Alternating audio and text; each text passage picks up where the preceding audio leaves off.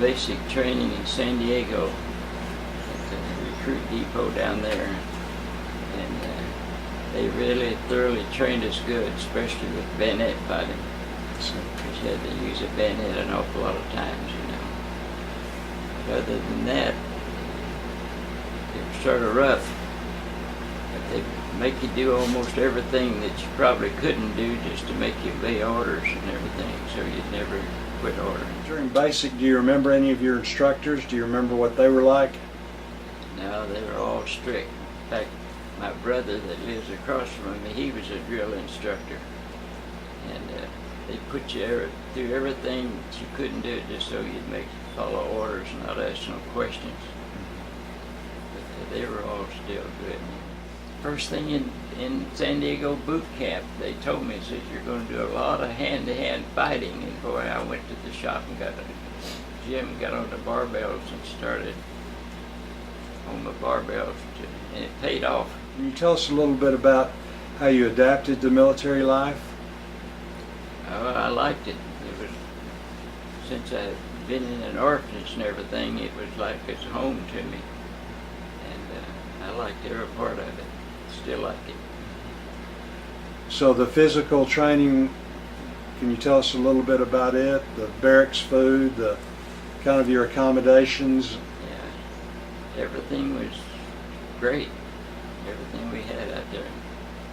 I had a pet bulldog as a pet Marine mascot, and the dog went everywhere with me. So you went from Pendleton. What happened then? Well, I was driving a truck at Camp Pendleton quite a long time, back and forth to San Diego, and then they called us up and shipped us out from San Diego. Our division was the first division that ever left the United States and went right into combat.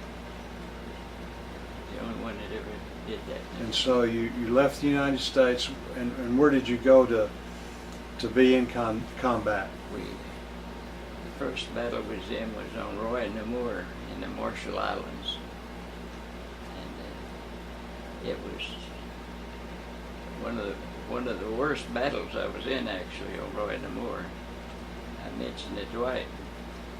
When I got ashore, bombs were falling everywhere, and I'm running for a hole with an older Marine, probably 23, 24 years old, and we're hollering to each other headed for the hole, and he quit talking. I looked over and the shells were falling up above us, coming down, and I looked over and his head was gone, one of the shells that got him. And the worst thing is when you have to wait ashore and you're sopping wet, that sand, and there ain't no bathrooms or anything, so it makes it, that's probably the roughest part.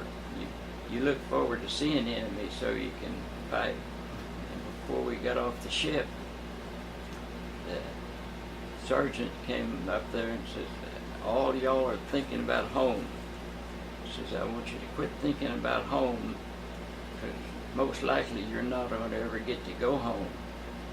So you need to get your minds on killing the enemy, what they done so far in Pearl Harbor and everything. Tell us a little bit about the training that you received, about how you lived in the field. We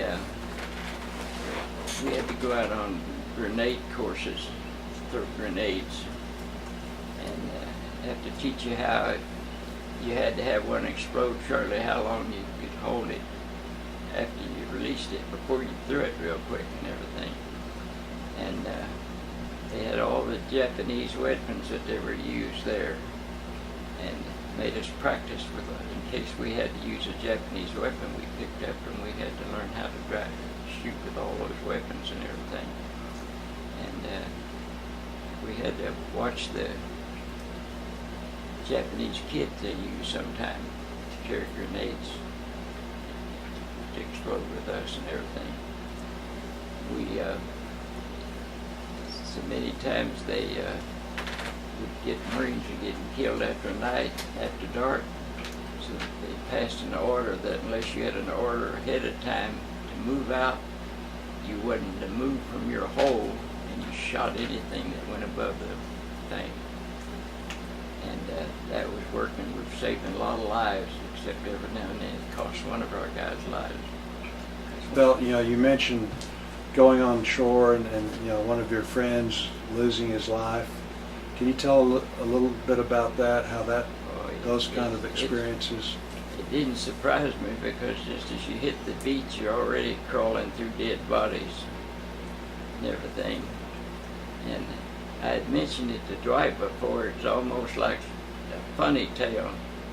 But before that first battle got in there, I gathered up all the weapons I could and bandoliers all over me and pistol here and knife there and everything. And them older Marines that had fought on Guadalcanal and Tarawa and everything, they said, "You're not going to need that stuff and everything." And I said, "When you run out of weapons, I'll still have me some."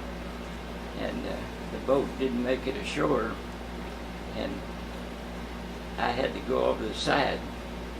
And when I did, I went straight to the bottom, with all that weight on me and everything. And they knew I was going to, and they pulled me back up. And when we got ashore, and shells flying everywhere, and dead bodies all over, and weapons laying all over, and they laughed. One of them laughed and said, "See why I told you ain't gonna need no weapons extra, because there was plenty and everything." And first foxhole I got in, I heard a Marine in another foxhole over a holler, "This sure ain't like playing cowboys and Indians," But most of the Marines, they kept a pretty good sense of humor in the middle of all of it, and all stuck together to make sure all of us got back if we could, That first one's always the rough one, but at least you know what to expect each time. And after Roy and Namur, why, our home base was back on Maui in Hawaii, and we all got to go back there, and we liked that recreation. But I enjoyed that. And my sister back in Little Rock, when we leave Maui fixing to go out again, why, you couldn't write telling about where you're going, and you didn't know where you was going till you got on the ship, because they didn't want information to get out. So I had a code with her that was going back in the battle, and on my letters, instead of just saying love, I would say love, love, love. And she knew that was a tip-off that we was going back into battle again and everything. And there was a lot of little islands that didn't even have names that you had to stop on and clear out and everything before you got to the bigger ones, It was sort of hell on earth. Saipan, Joseph McCarthy was our captain. I remember fighting behind him, behind big rocks with the enemy in the bank shooting at us and everything. But I fought there for a long time, and then I woke up, I was on a ship, and I thought I was blind, I couldn't see, but it was bomb stuff and everything, but they were cleaning my eyes out, and when it's cleaning my eyes out, I began to open my eyes and see, and I said, "Well, what happened to me?" They said some Marines were walking by, the dead Marines, and they heard me moaning over there, so they pulled me out, and they had pulled my dog tags, so they didn't have a name for me and everything, and they got me back, and the doctor that was working on me, he said, "You're lucky." They said they didn't have a name, but from now on you're lucky. At the hospital, in the evening, I went out and there's a bench, and it's sort of dark, and I'm sitting on the bench, and some lady was down at the end of the thing, and I kept talking to her, and finally I asked her, I said, "You visiting one of the patients?" She said, "No, I'm here to entertain the troops." And I looked down real close to her, and it was Rita Hayward. Really? And she started telling me all her troubles in between. That's why she went out there and was sitting there talking there. I was in a ward of patients, and a sergeant come in there, and he said, "How many of y'all can stand up and go to the bathroom?" So me and 8 of us, we stood up, and he says, "Get your gear." He says, "We've got a special assignment." And I wound up on Iwo Jima. No Japanese ever was able to shoot me. And the fact I'm sitting here now, none of them ever outfought me with a bayonet. But the bombs, you can't fight. And that's what's wrecked my life, is all that stuff going on. My two younger brothers was going to go in the Marine Corps, so that's when I rejoined in the Korean War. I thought at the time you could take somebody's place. And since I had the experience, I wanted to take my younger brother's place. But they didn't do that no more. They sent me up to Kodiak, Alaska. And I'm glad I didn't go to Korea. I'd have froze to death. I hate cold weather and everything. But it was a nice trip up there. Everybody ought to go visit Alaska every now and then. And I stayed up there till I woke up in Kodiak. I woke up in a hospital again. And I said, oh no, I said, what am I doing here? They says, when you went out on the firing range and all the firing started, said you passed out. In the Korean War I was in 1950, got out in 1951. And they put on my discharge, not eligible for re-enlistment. And I'm glad of that. So tell us about your friendships, the camaraderie. Oh, you couldn't get no closer.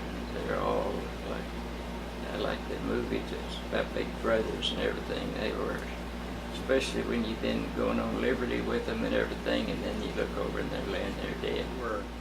You were in the heart of battle, had many experiences during the war.